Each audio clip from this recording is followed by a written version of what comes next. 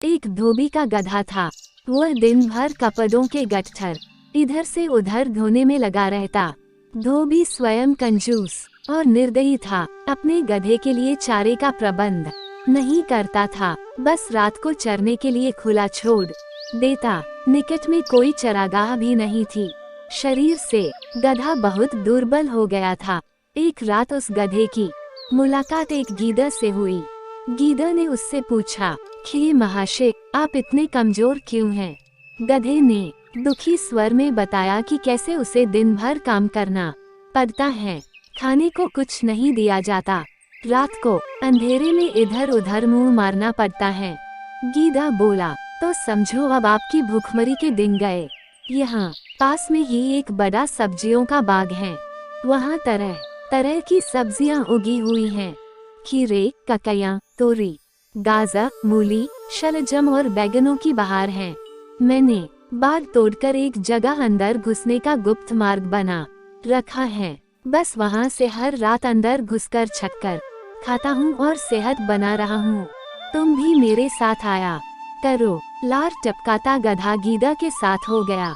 बाग में घुसकर गधे ने महीनों के बाद पहली बार भरपेट खाना खाया। दोनों रात भर बाग में ही रहे और पौ फटने से पहले गीदड़ जंगल की ओर चला गया और गधा अपने धोबी के पास आ गया।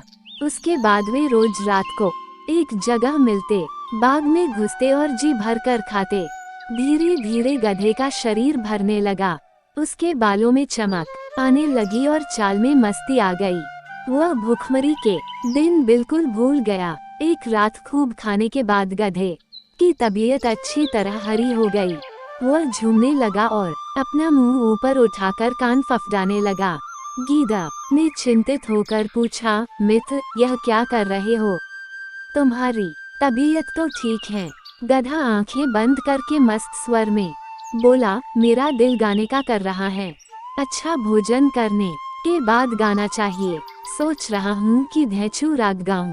गीदड़ ने तुरंत चेतावनी दी, न, ऐसा न करना गधे भाई। गाने वाने का चक्कर मत चलाओ। यह मत भूलो कि हम दोनों यहाँ चोरी कर रहे हैं।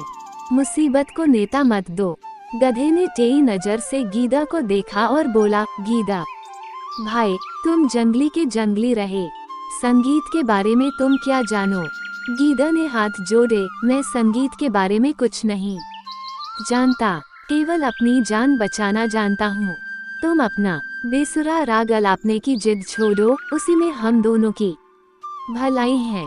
गधे ने गीदड़ की बात का बुरा मानकर हवा में दुलत्ती चलाए और शिकायत करने लगा, तुमने मेरे राग को बेसुरा कहकर मेरी बेइज्जती की है। हम गधे शुद्ध शास्त्रीय लय में रेंगते हैं, वो मूर्खों की समझ में नहीं आ सकता। गीदड़ बोला, गधे भाई, मैं मूर्ख जंगली सही, पर एक मित्र के नाते मेरी सलाह मानो। अपना मुंह मत खोलो, बाग के चौकीदार जाग जाएंगे।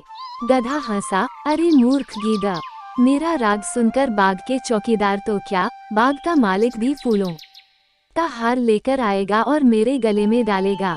गीदड़ ने चतुराई से काम लिया और हाथ जोड़कर बोला, गधे भाई, मुझे अपनी गलती का एहसास हो गया है। तुम महान गायक हो। मैं मूर्ख गीदड़ भी तुम्हारे गले में डालने के लिए फूलों की माला लाना चाहता हूँ। मेरे जाने के 10 मिनट बाद ही तुम गाना शुरू करना, ताकि मैं गायन समाप्त होने तक फूल मालाएं लेकर लौट सकूं। गधे ने गर्व से सहमति में सिर हिलाया। गीदड़ वहां से सीधा जंगल की ओर भाग गया। गधे ने उसके जाने के कुछ समय बाद मस्त होकर रेंकना शुरू किया। उसके रेंकने की आवाज सुनते ही बाग के चौकीदार जाग गए और उसी ओर लठ लेकर दौड़े जिधर से रेंकने की आवाज आ रही थी।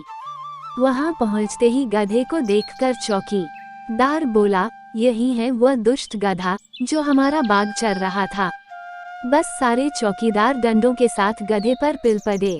कुछ ही देर में गधा पिट पिट कर अधमरा गिर पड़ा। सीखा, अपने शुभ चिंतकों और हितैषियों की नेक सलाह न मानने का परिणाम बुरा होता है। ऐसे और कहानी के लिए लाइक और सब्सक्राइब करें। धन्यवाद।